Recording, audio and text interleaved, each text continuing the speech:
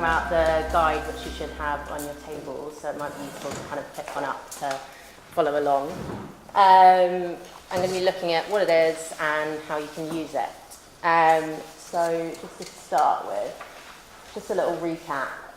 So as both Ash and Susan said, we started by looking at family learning prison programs, and we found that programs are really diverse and so are their outcomes. So we sort of started to speak to providers and look at what outcomes might come about as a result of family learning in prisons. We've got things like increased interest in learning and skills. So we know that among the prison population there can be quite negative attitudes towards learning and skills, and that can be transformed. It can transform the experience for a child visiting prison. We know from the Lord Farmer report, that, you know, in the long run, increased family ties can contribute towards reducing reoffending, and that family learning is one way to do that. It can lead to, in some cases, for some courses, qualifications or accreditation for adult learners, which obviously might lead to employability outcomes. Parents more engaged in child schooling, literacy and numeracy, improved well-being for adults, improved relationship with children, and then building supportive peer relationships within groups, and all the rest. So don't worry, you don't have to read those all. It was kind of just for dramatic effect, to show that we're dealing with a lot of outcomes from different programs. So our task and our challenge was that we needed to create a set of tools that can be used to measure these outcomes consistently across family learning in prison programs, because as Ash said, there's been issues with just having small-scale interventions and, you know, needing to aggregate that data to show the impact of family learning in prisons. But at the same time, what we didn't want to do was just take a top-down approach and say everyone needs to measure these outcomes, because outcomes are different and programs are diverse, and providers should have the flexibility to be able to measure the outcomes that they think their programs produce. And the other challenge we were facing is that staff, you know, as Ash mentioned, it's not often that there'll be an external evaluation commissioned, or that there'll be someone that works in research within a provider team. So often it will be frontline staff who obviously know loads about the program, but maybe don't know loads about research and evaluation. So we wanted the tools to be easy to use and, as far as possible, not too labour intensive. So that's why we created a guidance document showing how to use them, which is what I'll take you through. So one of the first things we did, which I think is on the theory of change as well, is that we came up with some categories of outcomes that we thought could be kind of consistent across most programs. So those are things like family relationships. So most family learning programs are going to impact family relationships in some kind of way. Learning and skills outcomes, so that might be accredited learning, or it might be something like parenting skills, but we thought that was generally going to be an outcome from family learning. Impacts on well-being, that's pretty self-explanatory. Wider relationships, so that could be with peers on the course, with staff members, or just generally more pro-social behaviour. We thought that was something that speaking to providers comes out of family learning in prisons.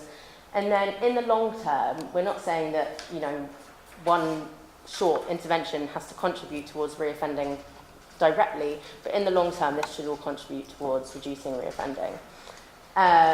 So we thought that most of our outcomes could be categorised into these kind of wider domains. Right. So what we've done is we've created the tutor guidance document, which is what you've got in front of you. And within that, we've got core tools, which are in the annex and which I'll take you through, that have been designed to measure outcomes in each of those kind of broad domains. And there's some flexibility around that in terms of how you want to use them and whether you want to use them. There's some options for measuring wider outcomes. We've got some advice in there on things like consent and data ethics, data storage, analysis, presentation, things that you wouldn't necessarily know if you don't work in research, and we wanted to make it easy and simple to do that. And then the other part of the toolkit, which you don't have in paper copy, is a spreadsheet that we've created, which includes a dashboard, so that if you enter in your questionnaire results, you'll get automatically generated some statistics to show how things have changed in your course. So I'll take you through that as well on a slide deck But again, we did that just to make it as simple as possible and, you know, to take some of the burden off providers of having to do any kind of data analysis or anything like that. So if we start with the core data collection tools, these are some of the kind of principles that Ash mentioned. So we've got at least one tool for each of those categories that I had up before. And we've got a mixture of quantitative tools, so things that can be quantified into kind of statistics and numbers, and qualitative tools. And we've tried to do, where possible, data from multiple perspectives, and to make it flexible and broad enough to apply to most family learning programs, regardless of the specific activity or size. We've put some flexibilities in there that I'll go through as the presentation goes on. But, you know, for example, if it's a family learning day and it's a visit that lasts one day, you're not necessarily going to want to do a pre and post measure in the way that you might do if it was a 6-week course or a 3-week course. So there are some kind of flexibilities in there. So the tools are, the core tools, we've designed a self-completion questionnaire for the offender learner, and that's something that can be used pre and post program and will give you an idea of distance travelled, a feedback form for tutors, a feedback form for other staff members, and then we've suggested using learner progression data and incident log data as measures, and we've also done some optional tools for family members. We found that for some interventions it wasn't appropriate to interact with family members in that way, but for some interventions that did have better relationship with children or with accompanying adults, they wanted a way to collect data from them. So we've done that too. So just to start off with the learner questionnaire, let me just switch. So it's, if you want to look in the annex of your document, I think it's on page 43, or there's guidance for using it on page 12 and 13. So we've built this learner questionnaire largely on social metrics. So that's just a kind of researchy term, but it's kind of questions that have been through a process where there's been psychological testing and we can say that they measure what they purport to measure. So we built it largely out of social metrics, and the reason we've done that is that it's more robust, so it allows us to draw more robust conclusions, and it also allows for benchmarking against the general population, because these are things that are used more widely, so we can compare it with a non-prison population, or we can do interesting stuff there that's interesting for us. This in itself, just the learner questionnaire, covers many of the core outcomes, so it looks at learner well-being, family relationships, wider relationships, and attitudes to learning and skills. It's pretty easy to analyse because we've got our spreadsheet, and when you type it in to our spreadsheet, it will automatically generate results for you, so that's quite an easy thing to use, and will give you results that you can extrapolate for reporting or for commissioning, for commissioners and governors. It's quantitative results that are easy to collate. So when we have your results from the learner questionnaire, we can easily aggregate that with other providers and build that evidence base that we've been talking about. And we've also got some qualitative stuff in there that should be helpful. So I'll take you through it.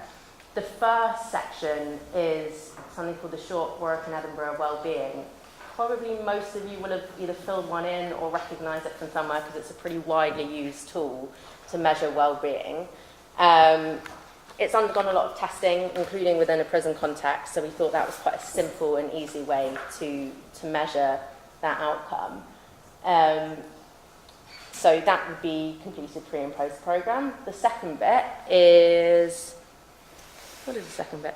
Oh yeah, so this comes from something called the Kansas Parental Satisfaction Scale, and it's also undergone testing and testing in a prison context. It's only going to be relevant if the learner has a child, but it's a good kind of broad measure of relationship and satisfaction with relationship with your child. Next, we have got a section on support networks. we found that, I think Ash mentioned this, but a lot of the pre-existing metrics for support, social support and support networks weren't appropriate because they talked about things like neighbours and frequency of contacts and things that can be obviously really impacted by being in prison.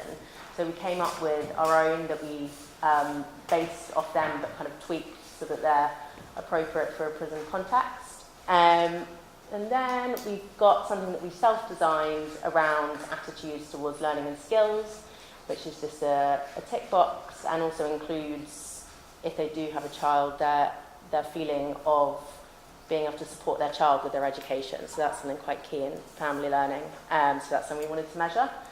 And then at the end, this is the only bit that differs between the pre-questionnaire and the post-questionnaire. We've got some qualitative questions. So at the beginning, we're asking them what they want to gain from the course and any issues they might be struggling with. And towards the end, we're asking about whether they feel like they've achieved their goals and, you know, areas for improvement for the programme.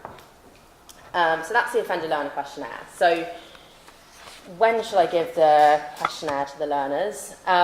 So at the start of the course, before any learning begins, and after the course ends, and this will measure distance travelled.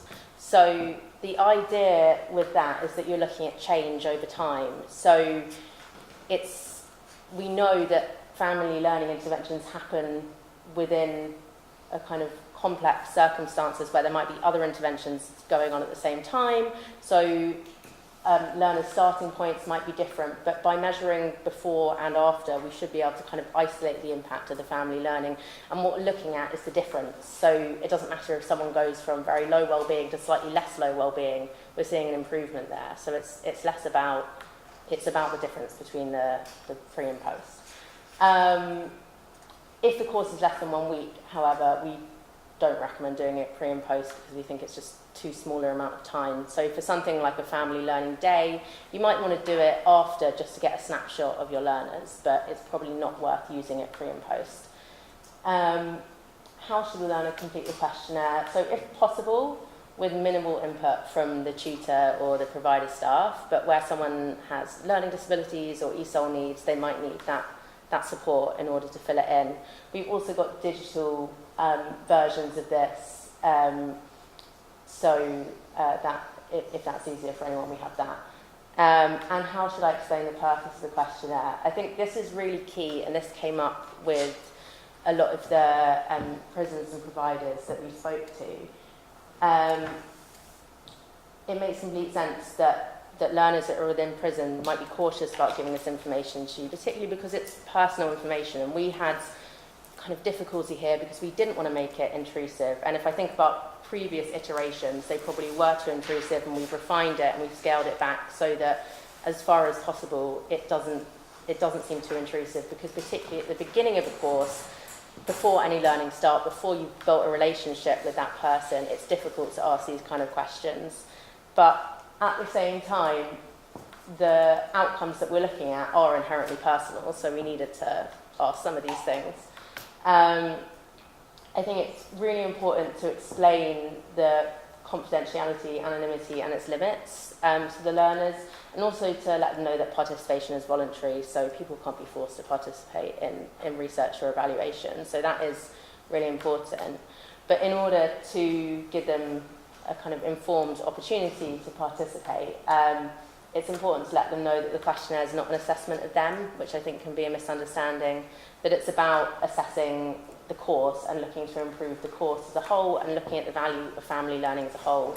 It's not going to go down on their record, it's not going to go beyond the provider, and it's not going to, in any way form a judgment on their progress. Other tools and measures that we've got, these are pretty straightforward, but we've got a qualitative feedback form for the tutor. This is stuff that normally tutors will already be thinking about and probably writing down, but it's just a more systematic way to do it. And it asks the tutor to reflect on the learner's progress. The other thing that we've done is create a feedback form for an additional staff member. We initially had this as a prison staff member, but we came up across loads of difficulties in terms of capacity of prison officers and whether or not they actually had a relationship with the offender. So what we decided to do is just keep it a very short form. It just has 2 questions on it, and it can be filled in by a prison officer, by a librarian, by another tutor or someone else in the education department. And it's just to get another perspective, again, that triangulation, so that we've got different perspectives on the learner and their progress.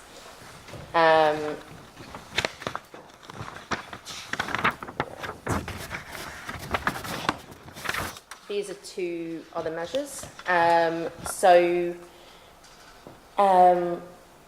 I'll start with the learner progression data. So in terms of the impact that family learning could have on learning and skills, we thought it'd be interesting to look at progression onto other learning courses after completion of the family learning course. So for most providers, they have access to this on the PNOMIS system, from what we can tell, but let me know if that's not true. But we put in a measure of the percentage of learners that go on to another course. And again, that can be recorded on the spreadsheet, and it will let you know automatically what percentage of your learners have gone on to another course if you record the individuals. And then we've got the incident log data, which we have been using as a proxy measure for kind of improvement in behaviour. We came up against quite a few issues here in terms of the inconsistency of how it's measured across different prisons and by different officers. So again, this should be done cautiously, or in some cases not at all, but it's an option. It's an option there for something we've come up with and for something that's embedded in the spreadsheet. And then we've got data for family members, and again, this isn't core, it's optional. In some cases, it might not be appropriate to speak to children or to speak to other family members, but we've included it, and we've also included some guidance on data ethics when working with children within our guidance document. And where possible and when it is appropriate, this just provides an important perspective on the learner's progress, as well as insight into their family relationships. So we've done 2 questionnaires because we know that the way that children aged 4 to 7 and then 7 and up are able to kind of comprehend and understand surveys is quite different.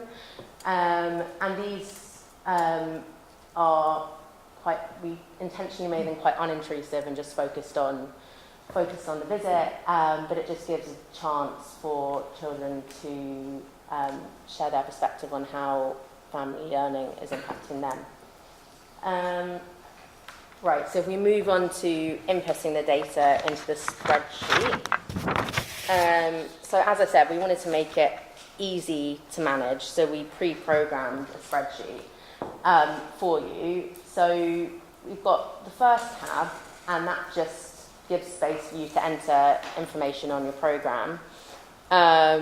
That's useful if you have multiple courses, and so you need multiple spreadsheets. And if we do have a kind of aggregate database, it would be useful to have, where's this data coming from?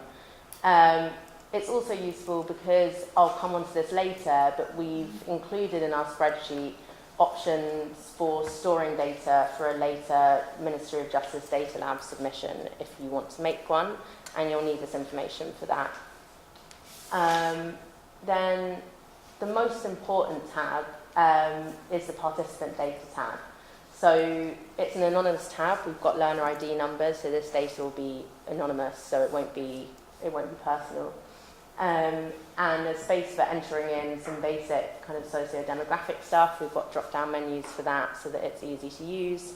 And this just gives you an idea of who's on your course. And then we've got space for entering data from all the sources that I just mentioned, so all the different feedback forms, the questionnaire.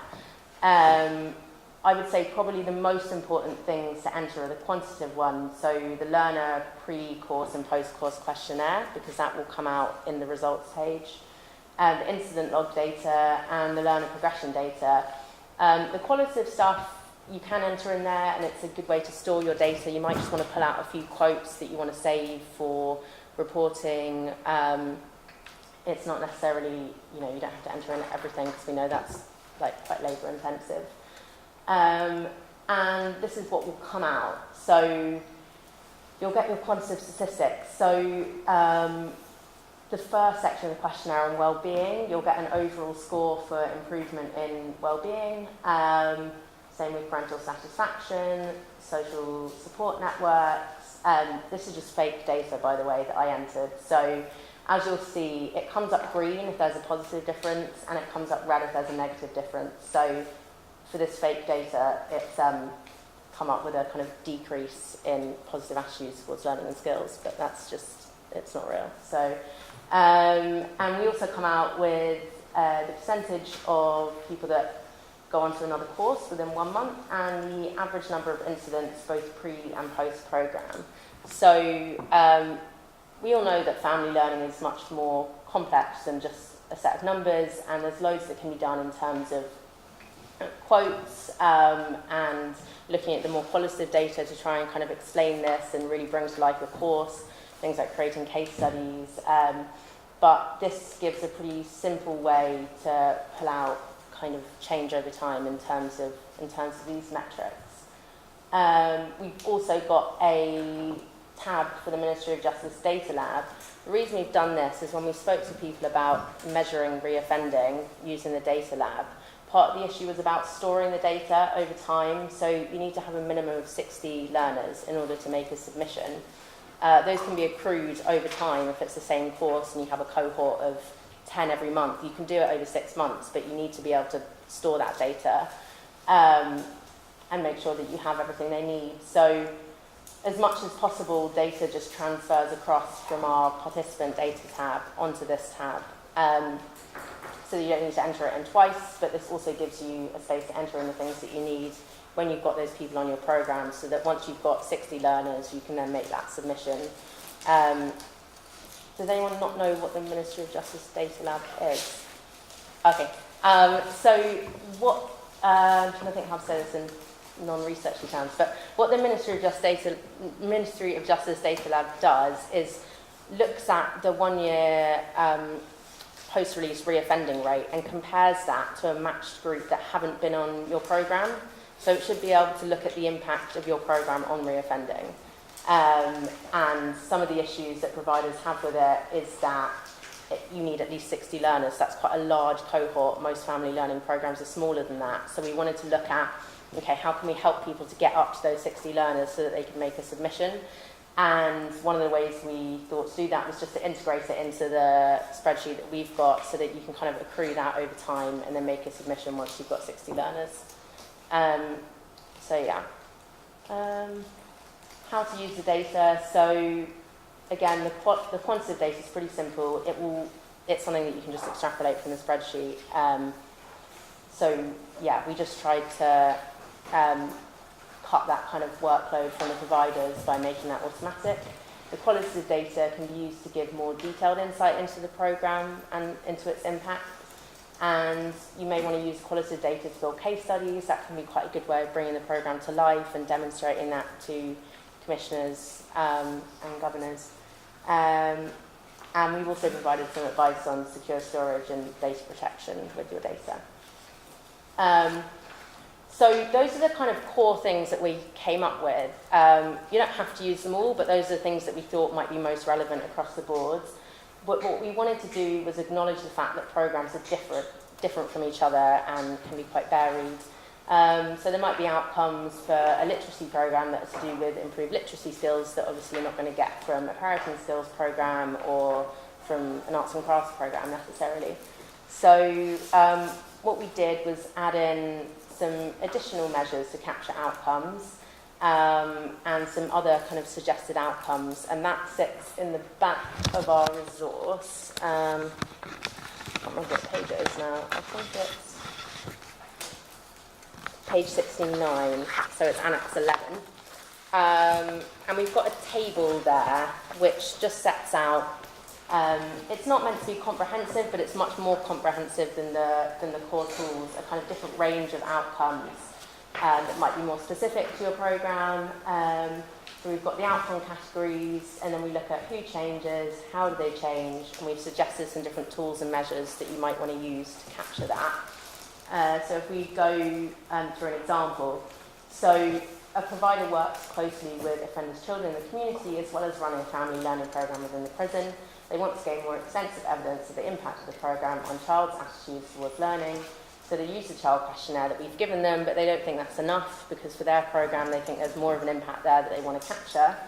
So they could use the table, find that, and we've suggested doing a family interview, and we've also suggested feedback from the child's school, which we know there are loads of problems with, but in some cases that might be feasible and appropriate. So that's one example. I've got another example.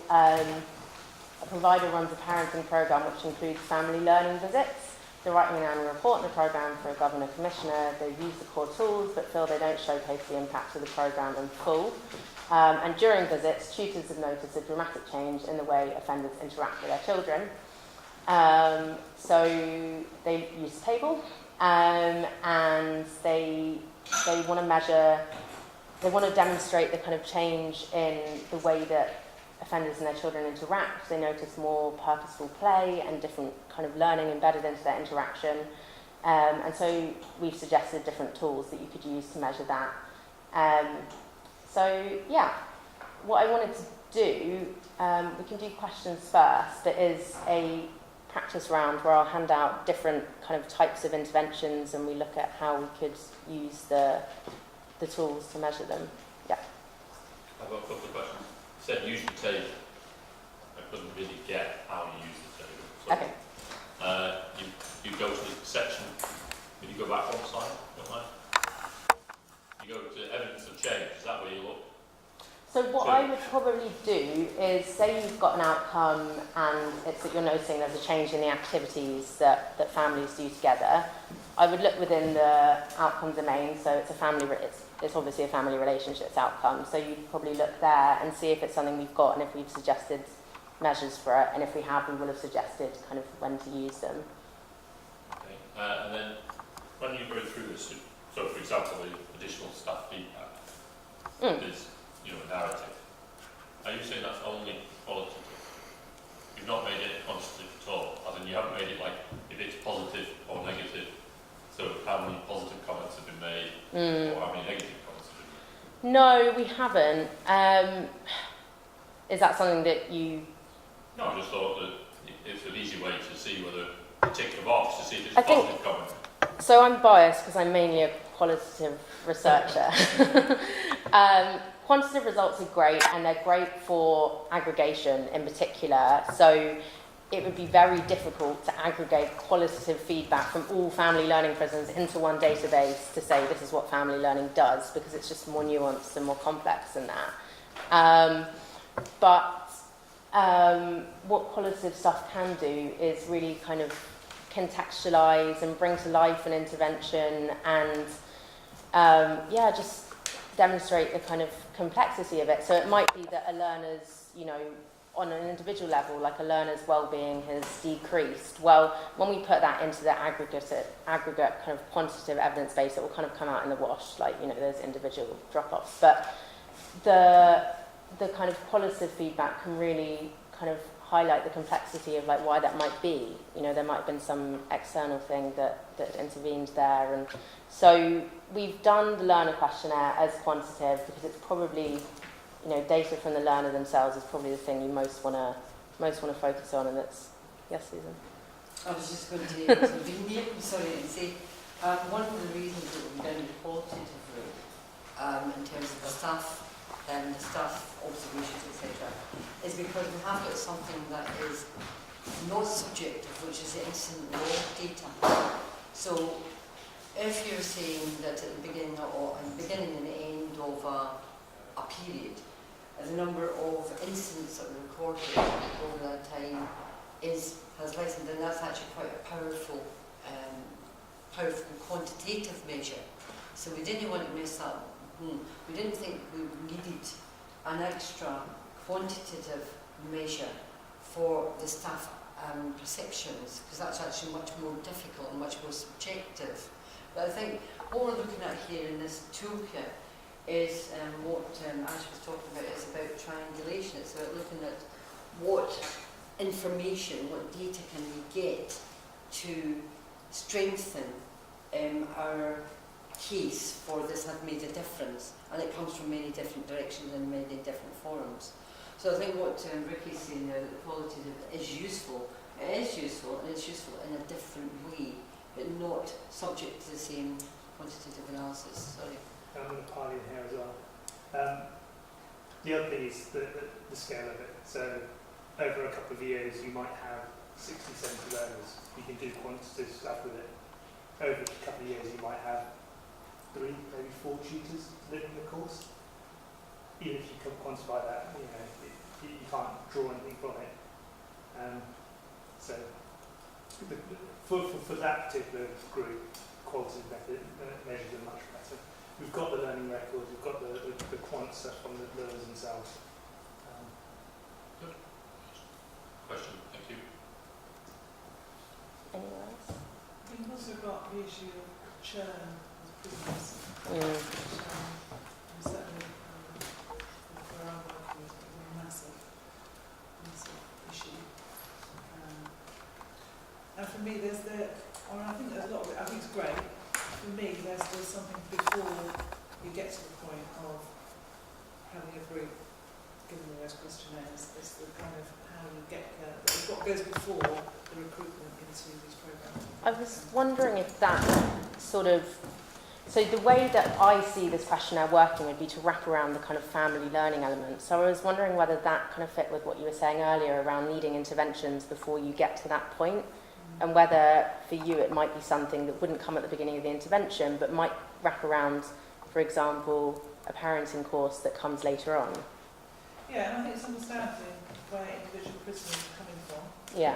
And I've got children's services, where we've got child protection, a lot of children in care proceedings, a lot of things like restraining orders and things, which is also quite complicated. And I think it's about kind of understanding where individuals are at in coming and what their expectations are coming to the programme as well. So I think it's about knowing your cohort almost before you get to the point of actually getting them into a room and getting them onto a course. But I say against that, you've also got quite a churn. So we've got a lot of prisoners on remand who might engage very well with us, but very, very briefly, and they're gone. And that's quite an issue.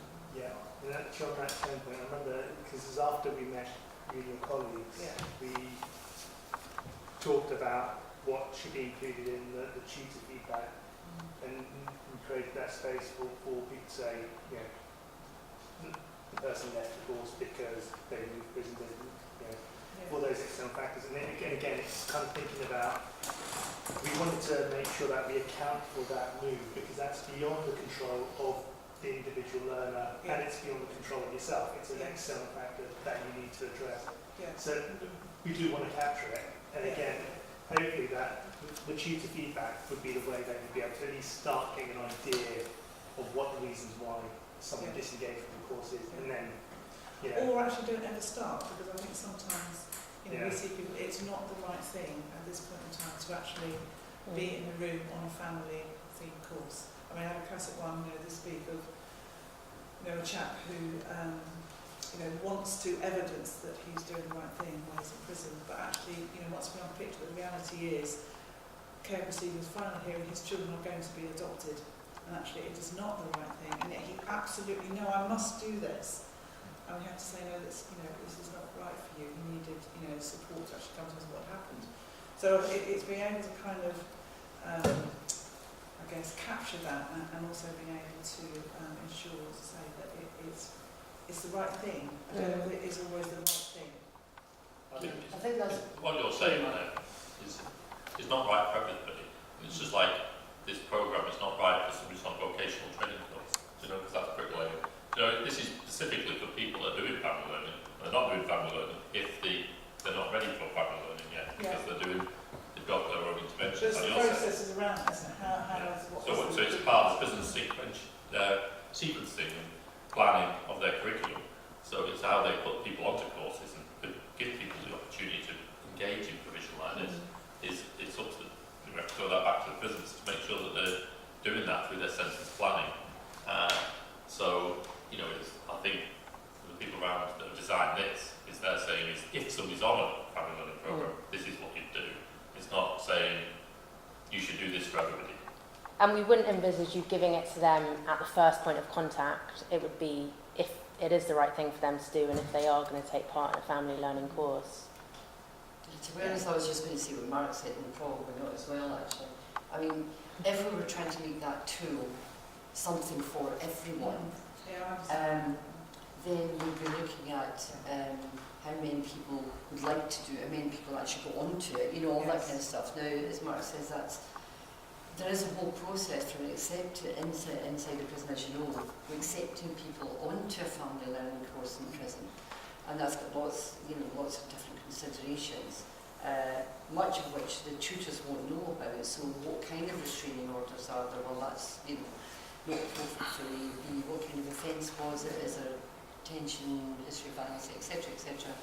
And then there's the attitudes of readiness as well, and the priority in the learning plan for that prisoner in that prison and for that sentence. So I think that they're not separate issues, obviously, but this is purely a tool for people who are doing the family learning course. And on the question of churn, as Ash said there, what we don't want to do is to say, well, there was 75 people who enrolled in family learning courses across these 3 prisons, and actually we had an 80% dropout, because actually the dropout, that 80% dropout might have been because 80% of them were moved to other prisons where they didn't have a similar course, or it was interrupted.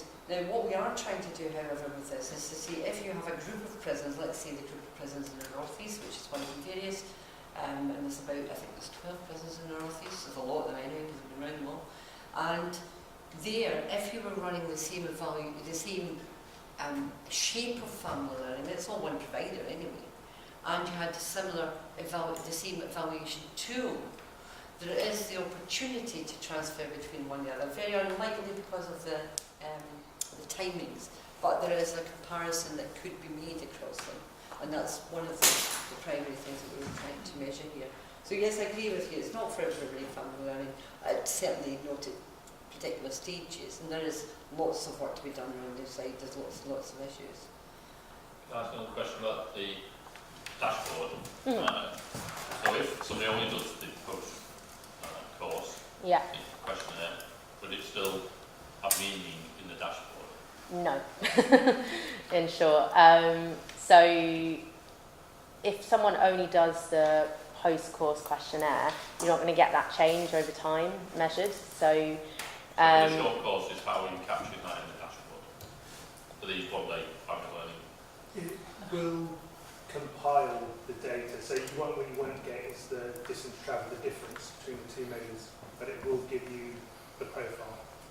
So you will get the average. So for example, if you had a cohort of 10 learners, you'd get the average wellbeing score, but what you wouldn't get is the difference between pre and post. Have you got a copy of what the dashboard looks like? It's in the guidance document under the spreadsheet. I think it's the kind of blue tab. Let me find it. Nope, it's page 32. What was what you showed before last Yeah. time? And we can also send you the spreadsheet itself. I was just imagining some sort of pie chart or something, graph. No, it wouldn't really work, does If it? it's a standard spreadsheet, which is what should go into it, Yeah. then of course you can generate what your data, whatever. I mean, you wouldn't like, yeah, including pie charts, graphs, etc. Can I ask a question? Maybe a daft one, but I mean, in terms of, we talked before about being generous about a definition of family learning, not getting so hung up about it. But for the sort of before and after, is the definition of family learning here got to be at least sort of, do you say 7 days somewhere? Did I read somewhere about? Do you see what I mean? so that's not the definition, it's just in terms of whether it's worth doing a pre and post That's measure. what I'm saying. So yeah, in terms of, because governors are required to do visitor surveys at least twice a year. We're trying to beef that up and give a refined survey that allows them to do pie charts, about satisfaction using the smiley face, satisfaction stuff for a lot of the qualitative stuff. So I guess that's that bit about,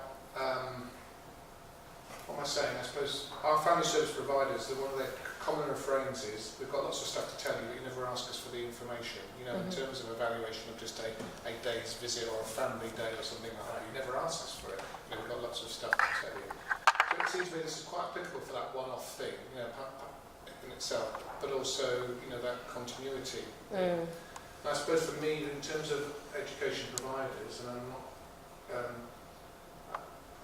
we're not into this business of mandating, but I guess again it's that bit, if you're getting together with family providers, education providers, key people in the establishment, about if you're asking for something under the family learning umbrella, you've got to have this conversation as well, isn't it, how you're going to evaluate. And I guess, so I'm guessing, but I hope I'm making sense, but a lot of the family service providers, we would say we've got an evaluation tool for you, they would automatically evaluate. But, so I'm just openly just sort of saying, I guess you would leave it to that discussion, would you? Because that's the common frame. I think every family service provider would be able to evaluate what they're doing and could be able to give you a report or something. Does that kind of make sense? Well, the way it means part of the conversations to... When you look at what people were producing for the reports in short courses, no, we're not just talking about 1 day, we're talking about many days, and actually even any family learning course. The vast majority of them were of the ilk of, was it something that you liked? Was it something that was useful? Did you like it? It wasn't really looking at outcomes, whether short, in any sense, not even intermediate, not long, but not even short. So what I would say, please correct me, and in fact actually you two should probably witness this better than me, in terms of a one-day intervention, you're not expecting that a one-day intervention, playing together, etc., is going to make any substantial long-term impact. However, personally I think it could have a short-term impact. So let's say you had a good time at family around day, the parent, the prisoner is, oh actually that was really good, maybe I should do more about that. Is that then the stimulus for signing up to or applying to be taking a family learning course, which would give a more sustained impact? So there certainly could be some. If we were looking at should a provider use this, not a before and after, not necessarily, because you're going to get a very small percentage you're really going to go and get onto a family learning course. But as Rick was saying, you can get a sort of snapshot of this is encouraging, because it's got tools there to see that the children can use, there's tools there that the adults can use. And if you wanted a snapshot evaluation, you could use some of them, you just wouldn't get the before and after statistics. Can I ask, Richard, from the point of view of contracts and work that is going on, is there an expectation that we begin to use this rather than some of those evaluation tools that you were describing that are out there? Should we be now kind of moving towards what everybody working towards this with any kind of family learning intervention in prisons? I mean, it's a really good question, because that's that balance of, we're in this bit about sort of, I suppose, trying to put foundations, and sort of those structures in place where these things can happen. And I suppose it's introducing tools. It's that bit about, and you must use this, because for example, the visitor survey, we're going to put out when we did the families measure, we're going to probably put out a tool which is built on what we think is the best visitors survey. For example, we probably won't say you must use that, because the must is you must have you must do a visitor survey. You're going to say at least two times a year, and you have to demonstrate how that feeds into your development use criteria, and that's our common frame of those things. So I suppose that the must is that you must survey, and here the must, if there's a must, it's that you must evaluate. Do you see what I mean? So it's just interesting, and whether we spec, and here's one we prepared earlier on. That's the sort of, and I think it's probably one of my things I would say is how do you get this out? Because it's about giving tools, isn't it, at establishments. And here's a good tool that can be very flexible for just one family day, or can provide some continuity. I suppose I'll ask a question back to you then. In terms of the new contracts, how much are we saying to more traditional learning or some of those learning outcomes, how much is it being said in there about how the provider must provide evidence of X and Y? Or is it just simply based on qualifications? Is that the only sort of outcome for learning generally? Do you see what I mean? You know, is it going to just be a outcome? I think a lot of this stuff would be really useful, not just from a prison point of view in terms of what we're evidencing as family work, but it may also be useful evidence to generate for Ofsted inspections, for sort of self-analysis and our sort of SAR, you know, self-assessment reports and stuff. So this is something that I'm very keen on using. However, I could probably, maybe I'll see you at a break or at lunchtime or something. How do I actually access it? How do I get my learners on to answer these questions so I can form that as part of Can I just say something about accessing it? We have already sent it to the NICO site. The films that were taken today, plus the presentations, plus this itself as a publication, plus it's in the spreadsheet format, and there's something else. Oh yes, the last year's publication as well, which led up to Just for Interest, are all going in multiple places that you can get, and you will get a list of these. NICO itself, on the virtual campus, under the Families tab, which Lewis can tell us where that is again because I've forgotten, but we got one set up last year with Megan X specifically for family learning in prisons. It's going in Learning Works website as well. We will send it out through the mailing list, the mailing list is not our mailing list, it's HMPPS's mailing list, because we're very keen that it doesn't just go to tutors, but it also goes to commissioners or people who are responsible, so heads of learning skills, reducing reoffending, governors, etc. We haven't done a huge print run of this. So the people who are here are practically probably the only people who are going to get it in hard copy. But we will send it to all of that lot. What we are saying today, however, is a special offer. I'm very good at this. Is if you're here and you want more than one, that's fine because I don't want to carry them back. But we're not going to do what we did with the last publication, which is sending around to every prison in England to 3 or 4 people. A, it's very expensive, and B, we found that we're not absolutely sure that it got to the right people. Anyway, so there's multiple channels. Does that make sense? And the films do have a purpose, so to put the context. So if you were doing, for example, a development day with staff, you could use snippets of the films, you could use stuff itself, and we're going to have some interviews afterwards. Mark? Excuse me. I think the idea of the output, and the gentleman just mentioned that is really useful. It's a really useful tool for something for us to capture for family learning, because there isn't a qualification-based output for a lot of the interventions we're doing, so like homework clubs, for example.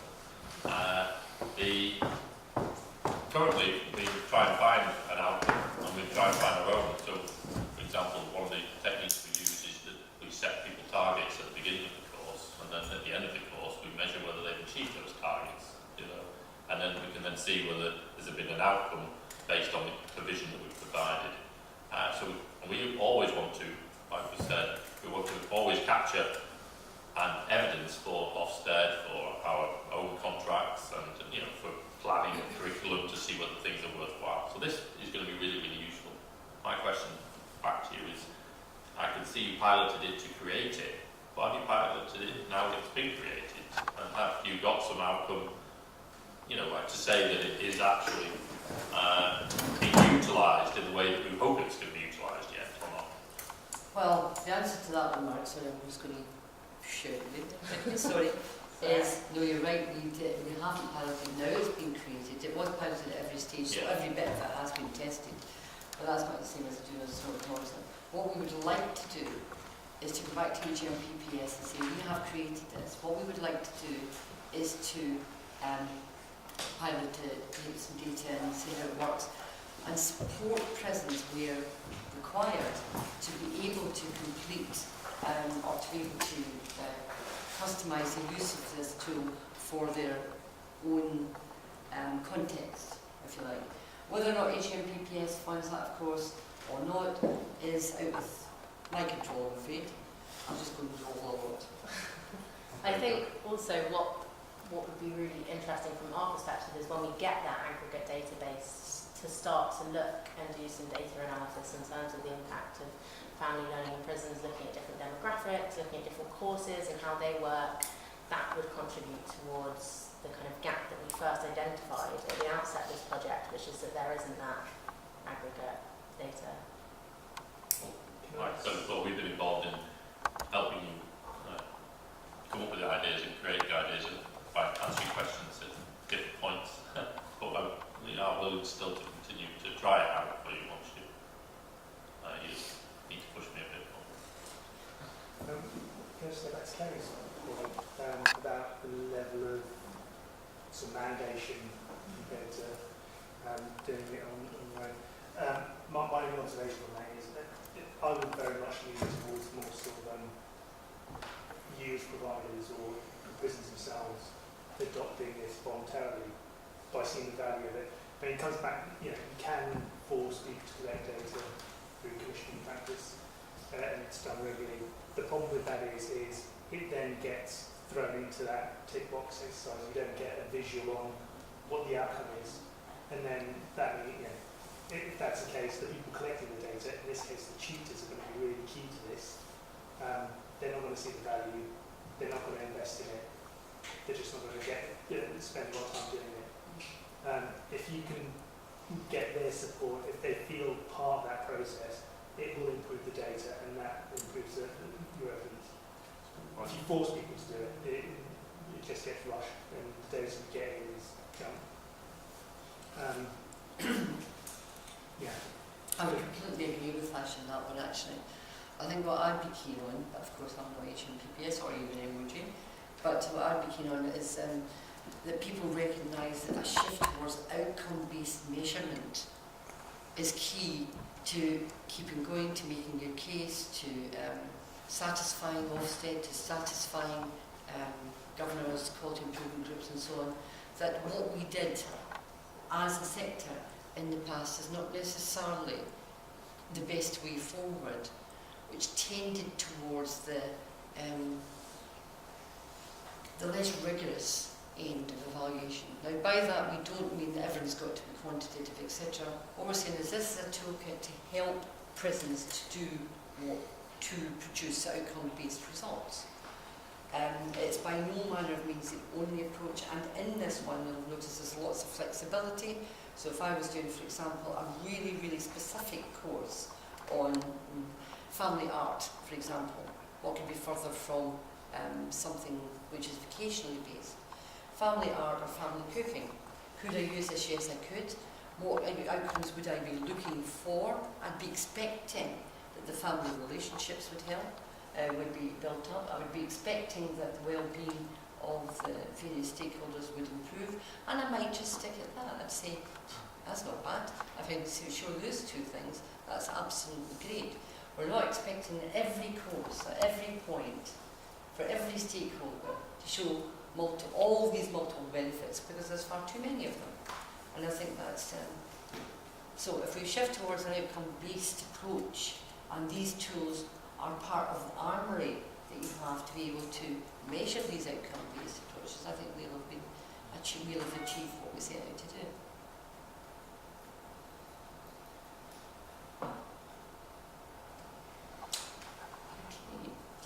Okay. Right. Do you want to do your next class? Everyone?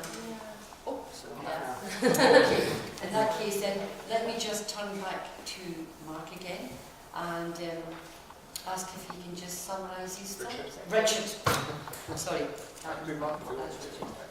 was starting off with bad being right. Yeah. Just a quick summary, if you wouldn't mind, towards the front end, please. Yeah, so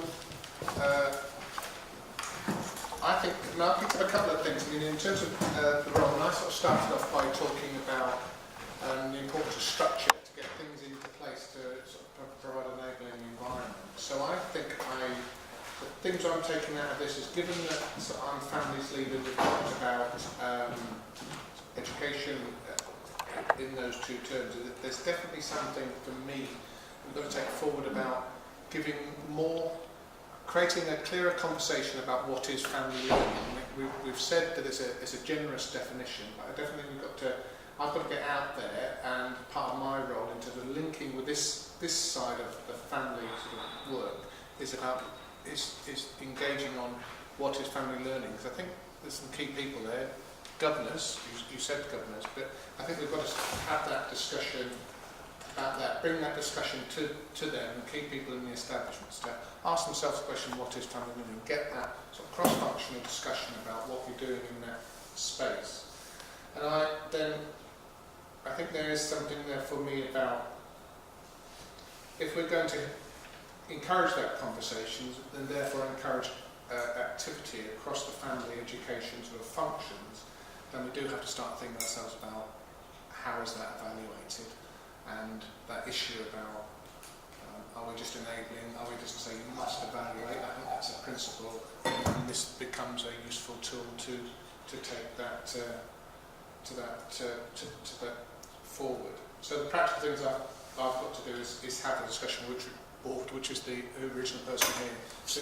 We need another engagement about this area, so we cross that divide between families and education, so we do something together. I think personally, I talked about, we had a families conference, we had our second families conference in the spring, and definitely we need to have something on family learning as a very clear part of that, to sort of make that loop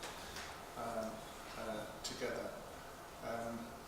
So yeah, I think it's about raising the profile, cutting across boundaries. It's just the theme of my work is when things cut across boundaries, sometimes they get a bit lost. So we've got a responsibility with our education partners to make sure that happens. I'll start having some conversations, encourage the debate locally, enable them, and then this becomes a tool. Because I think most of us say as a principle, if we're going to do something, we have to evaluate it in some shape or form. It's not just good enough just to leave it alone. So they're the themes that I've got, and I'm just reminded that Lord Farmer, had Lord Farmer as one of his, had family learning as one of his offers, so that provides a drive for governors to get focused on it. That's my comments. Okay. Well,